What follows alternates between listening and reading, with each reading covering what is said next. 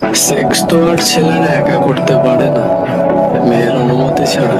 অন্য ছাড়া pick upload করবে, আর কোনো ছেলে বাজে কমেন্ট করলেই বলবে ছেলেটি খারাপ। একটা খারাপ ছেলের সাথে প্রেম করে চাকা খাবে আর বলবে সব ছেলেরাই খারাপ। প্রেম করে শরীর বিলিয়ে দেবে, আর ব্রেকআপ হয়ে গেলে বলবে সব ছেলেই শরীরের জন্য ভালোবাসে। নারী তুমি মায়ের জান, নিজের ইজ্জত নিজে রক্ষা করতে সে ভালোবাসার অজুহাতে কেন ছেলেদেরকে সবটা দিয়ে নিজেকে কলঙ্কিত করো?